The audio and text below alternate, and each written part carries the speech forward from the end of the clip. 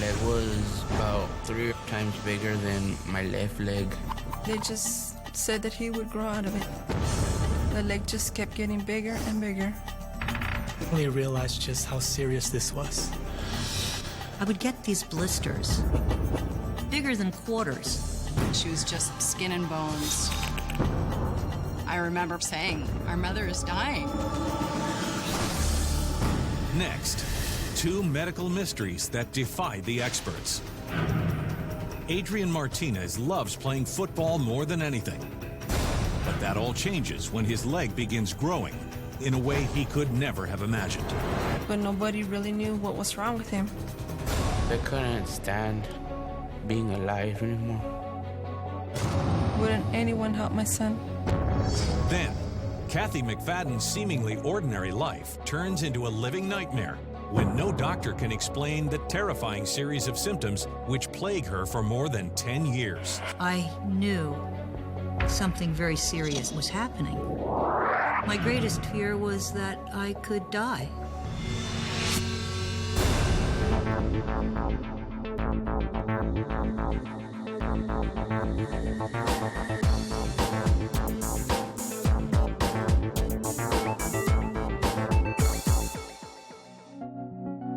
In the summer of 2005, Maricela Cruz was raising 4 children in the West Texas town of Socorro.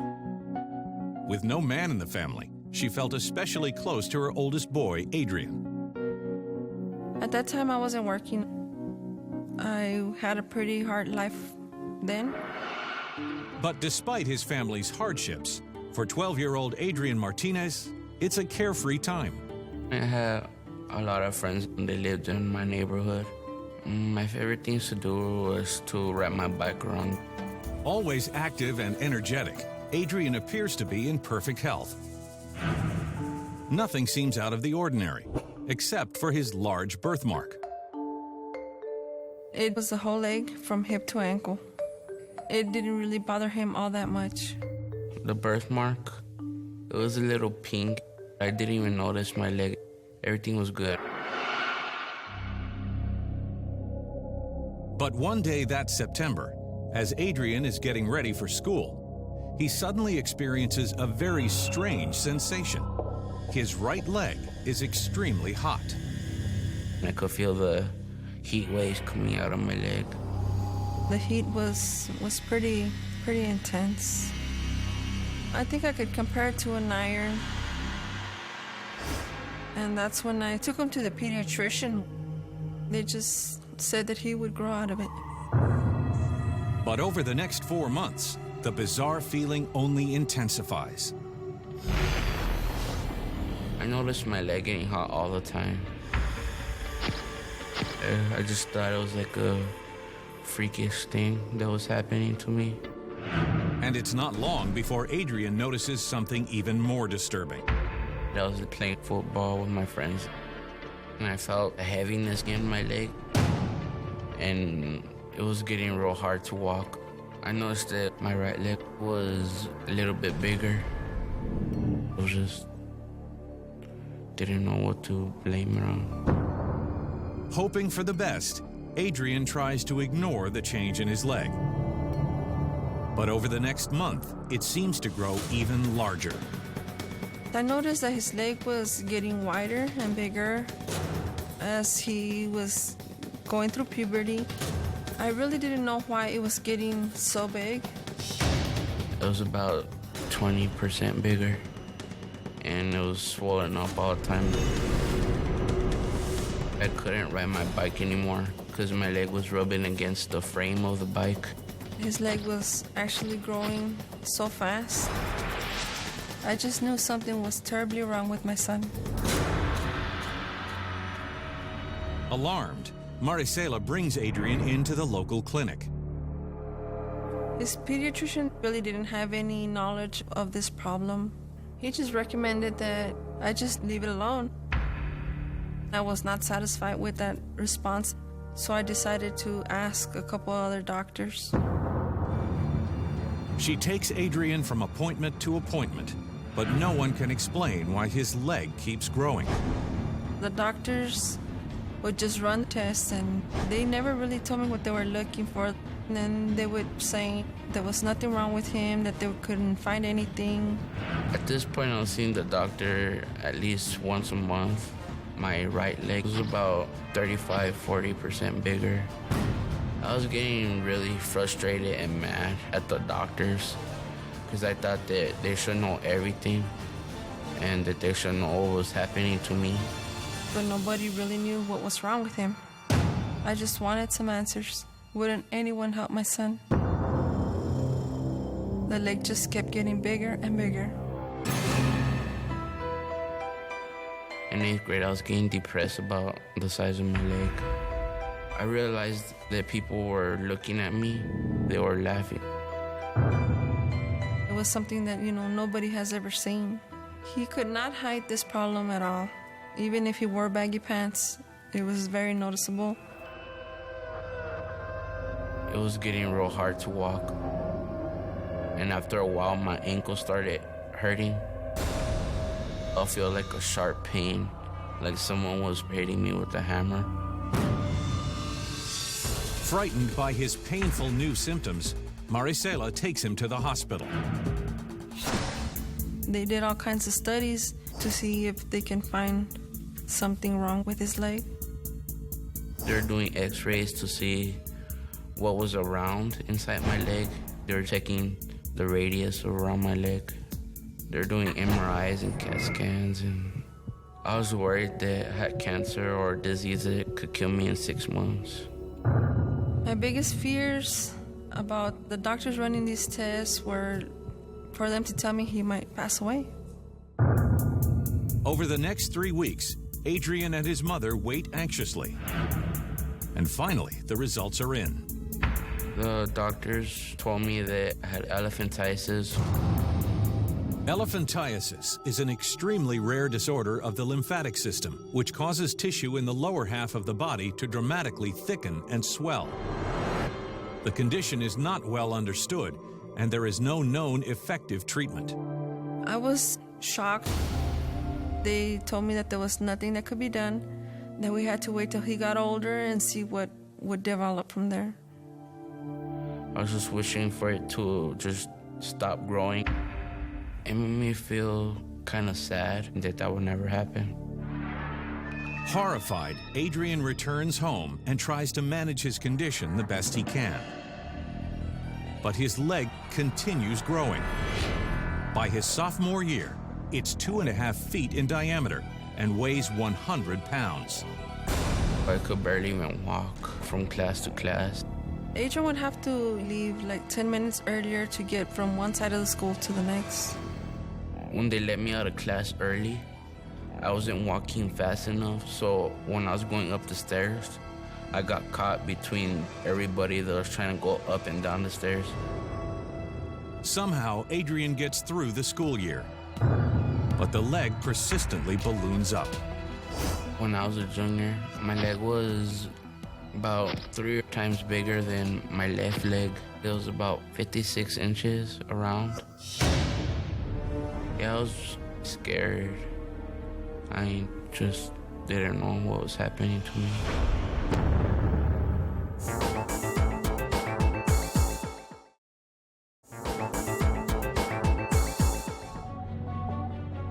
Over the past 3.5 years, 15-year-old Adrian Martinez has watched in horror as his right leg has grown in a way no one could have ever imagined.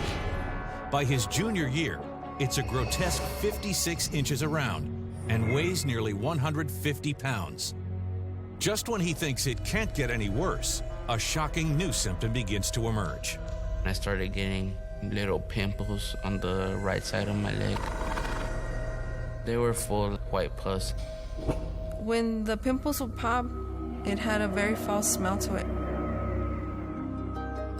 I took Adrian to the dermatologist. He didn't say what was wrong with the skin. He mentioned that this was the biggest leg he has ever seen. He actually didn't know why the leg is bigger than the other. The dermatologist told Adrian to do his best to keep his leg clean just by showering. At a dead end, Adrian watches the disturbing pimples multiply while his days in school turn into a nightmare. I felt really scared all the time. If they would pop in the middle of class, and whenever I smelled it, I just thought that everybody else was smelling, they'll just stare at me. So I couldn't stand being alive anymore. Then, just when Adrian feels like he's hit rock bottom, a teacher at his school takes him under his wing. The first time I met Adrian, I made it a point to find out more about him and talk to him about what he was going through. He was a bit frustrated in regards to that the doctors really didn't know what to do, what it was. I realized that not only was Adrian really, really special, but he really needed a lot of help. We live in a community where there's not a lot of resources. I wanted to try to get him to a specialist, and maybe there's some type of medication, maybe some type of therapy that will help him have a normal leg. Adrian and I started searching the internet. I felt really good that a person that was first a stranger would be like one of my best friends.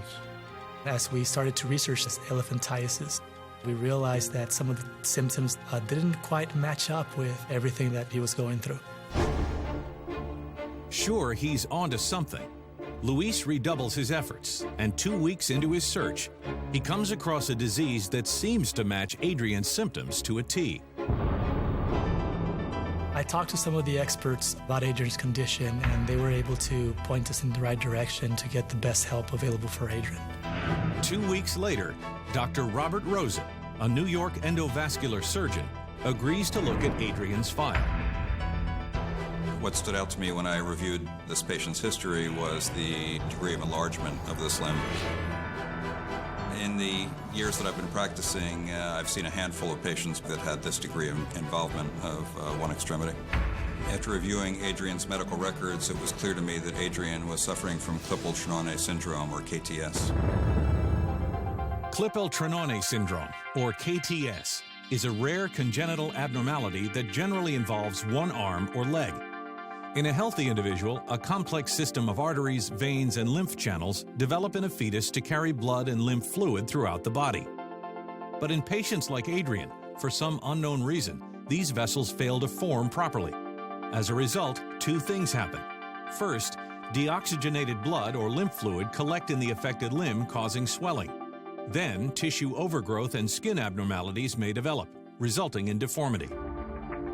KTS, which stands for Klippel-Trenaunay syndrome, is a malformation of the blood vessels and abnormality of the lymphatic system.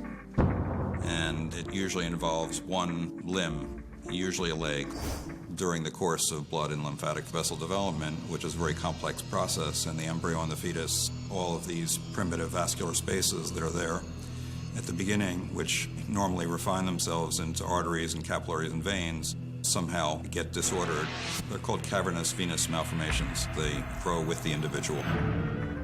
And there are some situations where hormonal changes can cause the malformation to become much more active, typically at puberty. The tissue overgrowth is not completely understood. Part of it is either blood or tissue fluid accumulating in the limb, just making it larger. And then there also tends to be an actual overgrowth of the tissues in the extremity. I realized just how serious this was. As we researched more and found out more about it, we came to the painful realization it could be a great danger. I was really scared I would probably die.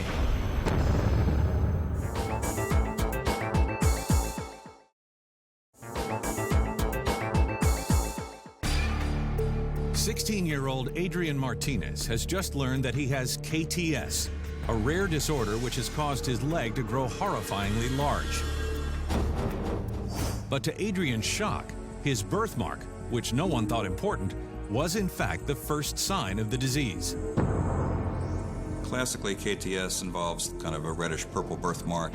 The reason these birthmarks are sometimes warm to the touch is that the blood is obviously warm. Most likely, as he grew, the blood flow became higher to the surface of the skin, and the closer the blood is flowing to the surface, the warmer it will feel to the touch. Even more surprising, Dr. Rosen suspects that Adrian's right leg was always bigger. But it wasn't noticeable until puberty sped everything up. In the average case of KT syndrome, the abnormal tissues in the leg will grow along with the rest of the body. These are fairly subtle at birth and may become more apparent as the child grows. And generally, when growth stops in late adolescence or early adulthood, the malformation will stop growing. And while Adrian struggled to live with the incredible transformation, the next symptom to surface, the pimples on his leg, added to his distress. Fluid pressure in the tissues is so great that it just infiltrates out to the skin surface, forms these little blister-like areas. Undoubtedly, the tissue fluid in his case was probably infected, and probably why he had recurrent inflammation. As in any infection, an odor can develop related to that. The most serious aspect of these soft tissue infections is that they can spread very rapidly, and they can cause instability of the blood pressure, and can be life-threatening. I'm really glad that, they were able to tell me in time. But her relief turns to fear when she learns that nothing can be done to prevent a life-threatening infection. The lymphatic malformation, when it's abnormal, there's no direct way to correct it. It's such a tiny network of small, almost microscopic vessels that you can't reconstruct them or rebuild them in any way. This patient's history was really the extreme end of the spectrum of KT syndrome. It's extremely rare to have this degree of limb enlargement. The doctor said that the last thing I could do to have a chance of living a longer life was to get my leg amputated. I felt like the wind just knocked out of me.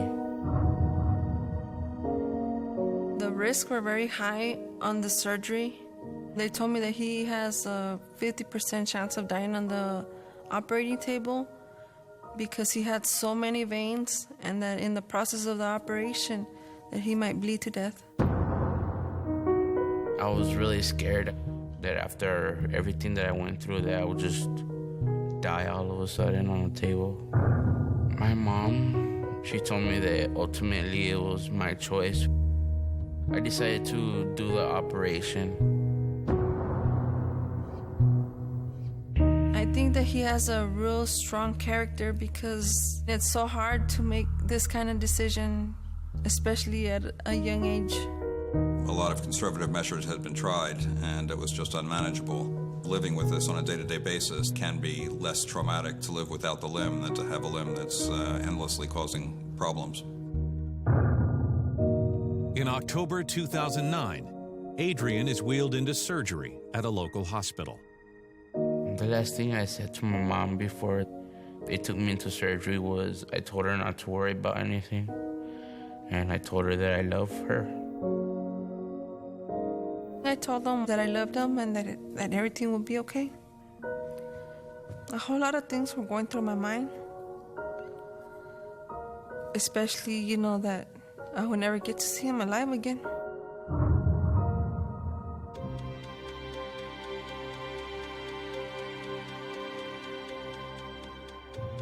His surgery took 12 hours. When the doctors came out and told me that his surgery was over and done with and that he had came out very good, there was just a sense of relief. I was kind of concerned. I thought, that Adrian was going to have a hard time adapting to having only one leg. He was worried that, he would never be able to get around, that it was going to be worse than him having that leg.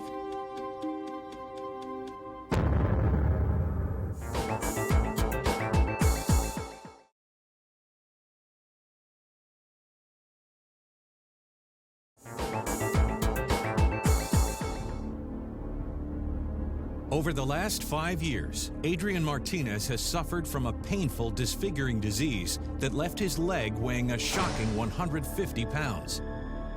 Now, he's undergone an amputation and is faced with the extraordinary challenge of making a new life for himself.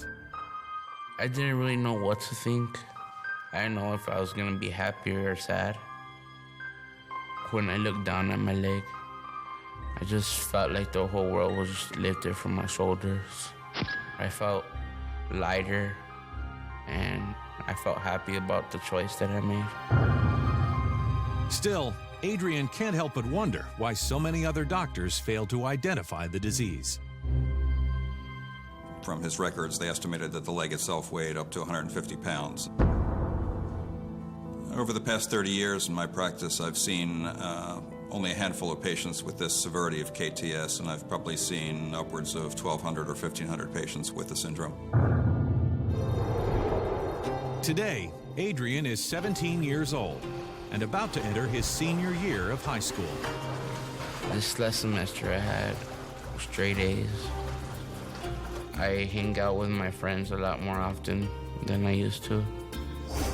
Since the amputation, Adrian is more social. He feels more comfortable. It's like whatever problem there was is no longer there, and now it's open to just being Adrian.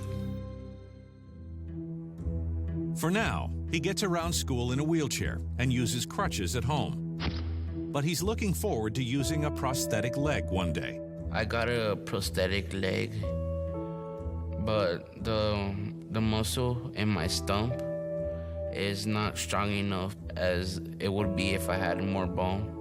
I have to go to therapy to learn how to walk with my prosthetic.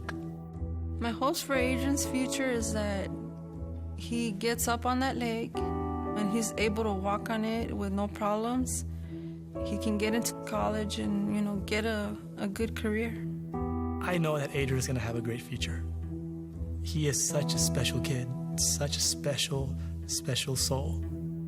I want to tell Mr. Perez, thank you for helping me out, even though he didn't really know me, and for being there for me as my friend. If it's possible for me to have a better life, today I feel really good. Here's this kid that went ahead, accepted his condition, made a decision, and now he is moving on with his life.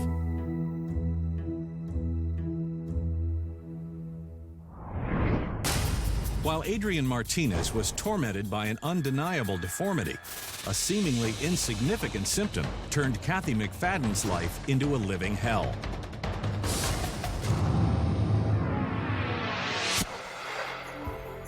In the spring of 1996, 50-year-old Kathy McFadden was on top of the world. She and her husband Bernard were thoroughly enjoying life in their hometown of Wilmington, Delaware.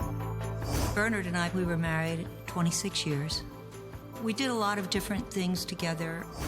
We lived very close to a park and took a lot of walks. Kathy was just the most vivacious, fun-loving, wonderful mother of our children.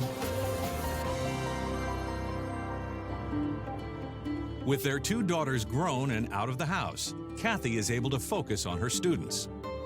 I was a guidance counselor. I really did enjoy my job. My mom liked working with families and seeing a change, seeing the difference in the kid. But her greatest passion is biking. We would try to bike every weekend. We would do 30, 40, 50, 60 miles a day.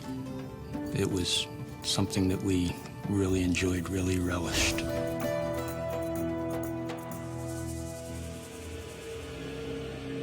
But that fall, after finishing her usual route, Kathy notices an unusual pain in her leg.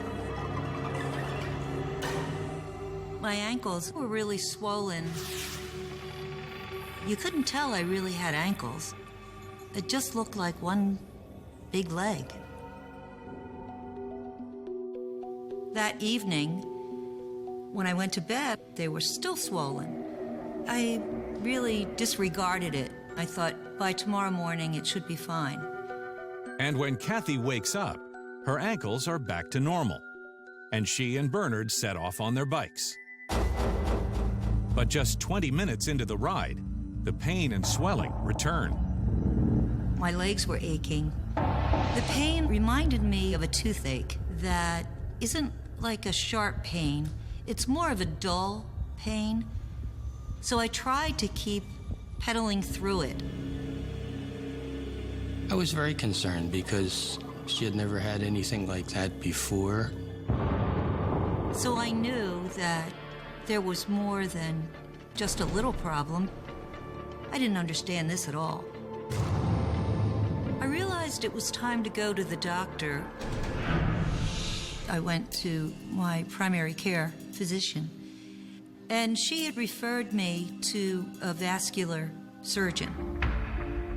He felt my ankles, he felt my legs, and he said that probably that this was due to venous insufficiency. Venous insufficiency is a common condition in which blood collects due to faulty valves in the veins and then leaks out into the tissue of the affected area. The swelling was due to the blood pooling around my ankles, and that's what was causing the ache in my legs. The doctor recommends that Kathy wear compression stockings to help promote the blood flow in her legs, but it only helps up to a point. When I had to spend a lot of time on my feet, my legs would just ache when I got home. It just got really frustrating when they still hurt. The doctors told her that this was just a natural part of aging.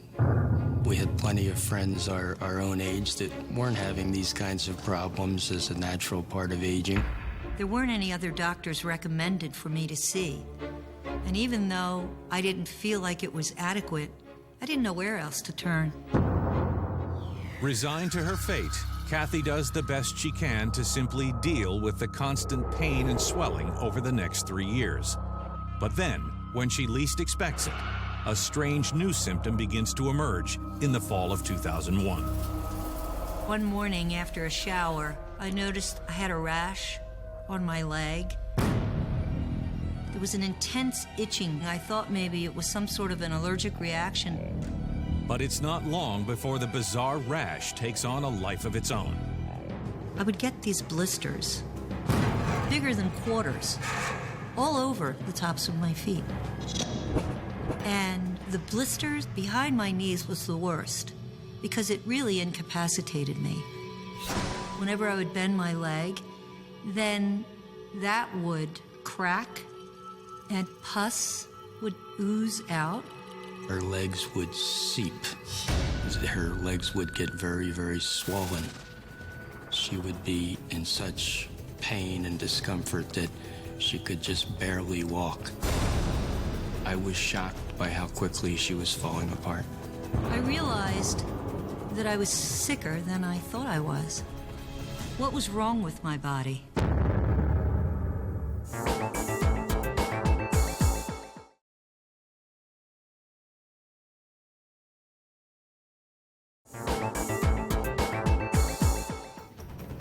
Over the past 3 years, Kathy McFadden has been suffering from crippling pains in her legs. While her doctors are certain it's a result of poor circulation, she isn't so sure, especially when a frightening rash begins to spread down both legs. I would wake up, bloody sheets, oozy sheets, sticky sheets. Legs were a mess. It was horrible. So I made an appointment with a dermatologist. He looked at my legs and he told me I had stasis dermatitis. Stasis dermatitis is a blistering skin condition that develops in areas of the body with insufficient blood flow and fluid buildup. I had medication for the stasis dermatitis. He prescribed a cream for the rash. It just didn't work. I still had to wear the compression stockings. That was really hard. Very often, my legs would bleed and ooze. The stocking then would become stuck to my skin. The dermatologist recommended a complete change of medication. And on my next visit, I hadn't improved. Desperate for relief, Kathy tries one doctor after another, but to no avail. And along with her rash, the agonizing leg pains and swelling continue. She gradually finds herself increasingly debilitated. I started to think to myself, what is going on? My legs were a mess. I was really feeling depressed. I was struggling to understand why I should have all these things going wrong. It was difficult for her, especially since she wasn't getting any better. Then, mysteriously, Kathy begins to drop a few pounds. At first, she's pleased, but not for long. I started losing weight rather rapidly. It was small increments, but then it became pretty dramatic. During about a 3-year period, Kathy gradually went from being a very robust 150, 155 pounds to maybe 120. And then she went to 115. And she went to 110. And she went to 105, to the point that eventually she, at her lowest point, weighed 95 pounds, and she was just a skeleton. She looked white as a ghost. I mean, she was just skin and bones. I just felt, all of a sudden, very weak. I was tired, too. That's when it became a concern. My primary care did some blood tests. The doctor said that the blood tests that she gave me indicated that I had diabetes. And I asked her what that meant. And she said it was my glucose level that determined that I had diabetes. Your pancreas does not put out sufficient insulin so that your blood sugar level, your glucose, gets too high. The McFaddens are also surprised to hear the doctor say that Kathy's dramatic weight loss is an effect of the disease. I couldn't understand it. I didn't believe that I could have diabetes. Unconvinced, Kathy consults another round of specialists, but the diagnosis remains the same. And gradually, as none of her symptoms improve despite Kathy's best efforts to manage them, the McFaddens begin to suspect that the doctors are missing something important. It appeared to me and to Kathy that these symptoms must in some way be related.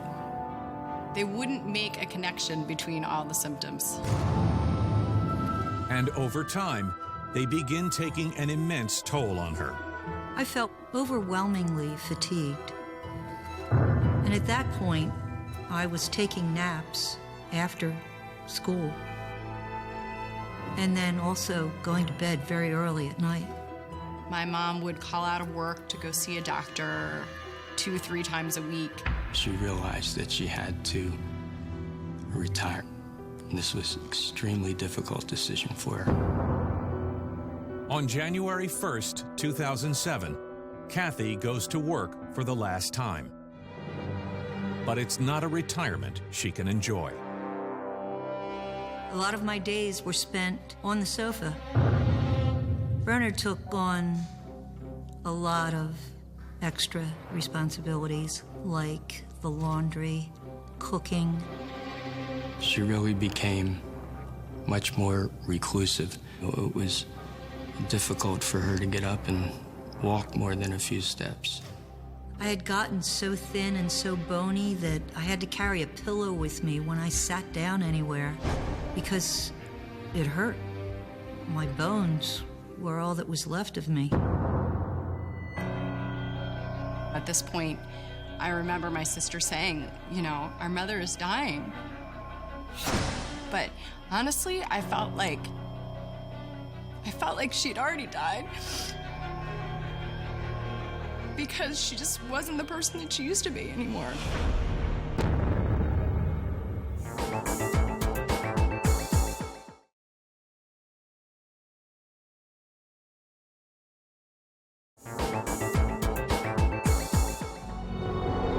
For more than a decade, 62-year-old Kathy McFadden has endured a bewildering constellation of symptoms.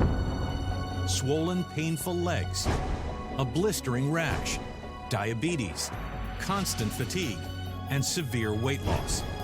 Now, After wasting away to a frightening skeletal 95 pounds, she's set on making one last-ditch effort to find out what's turned her life upside down. Once again, she's checking in with her general practitioner. I knew something very serious was going on, and it frightened me, and I didn't know what to do. My greatest fear was that I could die. Having exhausted all other options, the doctor sends Kathy to a local hospital for a full-body CAT scan. And when the findings come in, she's completely taken aback. There's a mass the size of a baseball growing in her abdomen. I was shocked. The technician who took the CAT scan thought they saw something on the tail of my pancreas. The medical team isn't sure what the growth is, but the McFaddens fear the worst. This was devastating, so I was very, very, very upset, to say the least. Wasting no time, Bernard and Kathy make an appointment at Thomas Jefferson Hospital with Dr. Eugene Kennedy, a leading pancreatic surgeon. When I met Kathy, I was surprised because she's actually a young and vibrant woman, and she appeared quite old and frail. I thought she was dying. The first thing that stuck out at us was the size of this large mass in the pancreas. It was 8 centimeters. Dr. Kennedy said that with a blood test, we'd be able to make a confirmation of just what type of problem this is. We had to wait. It was at least 3 weeks, and I felt that the wait was interminable. In mid-March, the findings are finally in. Based on the results of the blood test and the CAT scan of her abdomen, we confirmed that Kathy had a glucagonoma. A glucagonoma is an extremely rare tumor that grows on the pancreas. In a healthy individual, the pancreas secretes the hormone glucagon to help maintain blood sugar levels. But in patients like Kathy, for unknown reasons, the tumor constantly secretes glucagon regardless of blood sugar amounts, wreaking havoc on almost every system. The function of glucagon is to raise your blood sugar when you haven't eaten, by releasing sugar that's stored in your liver and by breaking down muscle in your body to form sugar. When the pancreas starts to form a hormone-producing tumor, the tumor doesn't pay attention to any of the other signals in the body, so it just grows and makes its hormone without any regulation. I was so relieved. We'd been searching for an answer for 15 years. I really was ecstatic. With each passing year, the tumor set off each and every symptom Kathy experienced. The first signs, her aching legs and swollen ankles, were the result of her body turning the protein in her muscles into sugar. The glucagon causing her to break down the proteins resulted in her lower extremity swelling and aches and pains. If the protein in your bloodstream gets low, you get excess fluid and swelling in your body. And her low protein levels most likely triggered Kathy's next symptom, the horrific rash. One theory is that the breakdown of protein due to the glucagon lowers the level of some of the essential proteins and amino acids that are needed in the body to keep a healthy skin intact. And it was only a matter of time before Kathy's body began to react systemically to the glucagon, triggering her weight loss and diabetes. The glucagon made her body think she was starving. So as a result, she started to break down her own body's muscle tissue to elevate her blood sugar so that her body continued to function. Kathy developed diabetes because the blood sugar was high, as if she wasn't making enough insulin. If left untreated, Kathy would have continued to get weaker and weaker, lost weight, and become more debilitated. And the more debilitated she became, the more opportunity for other problems, other infections, and other issues of chronic disease to set in. And any of those problems could have resulted in her death. The harsh truth is undeniable. Kathy's life is on the line, and surgery is the only way to stop the disease. There's no cut and dried way to say whether one of these hormone-producing tumors is a cancerous tumor that could eventually spread to the liver, or if it's a benign tumor that would have not spread anywhere. The worst case scenario I prepared Kathy and her family for was finding spots of tumor that had spread. The treatment would be to examine her abdomen for any signs of tumor, remove anything we could find, and then follow her thereon. Whatever you hear about pancreatic cancer, you always think terminal. I think that this was the first time it truly occurred to me that whatever it was that she had could kill her. So right before they put me under, I told Bernard, I love you, and I'm going to be okay. The wait is excruciating. But 4 long hours later, Dr. Kennedy finally emerges from the OR. The results of the surgery were great for Kathy.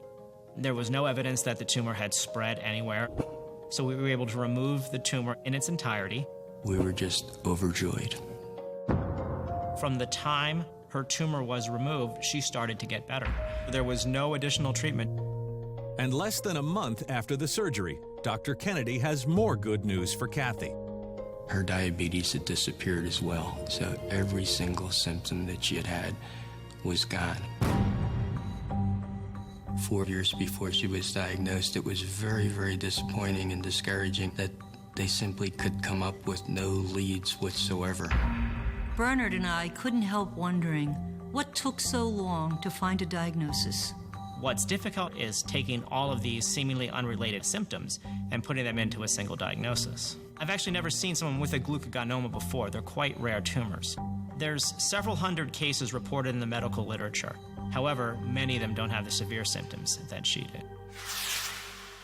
Today, Kathy is back to living the full, active life she once enjoyed. I feel wonderful. I feel fabulous. Every day I feel stronger. She has more energy now. It's just like a breath of fresh air. I'm just so happy to have my mom back.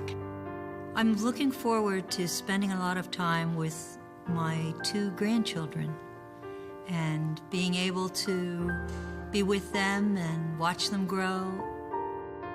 It's just so wonderful to have Kathy back. We all refer to her as our miracle girl. I hope I can get her back on her bicycle one of these days. It's something that I think will happen. I feel really better. I can do anything I want. It feels wonderful to be back.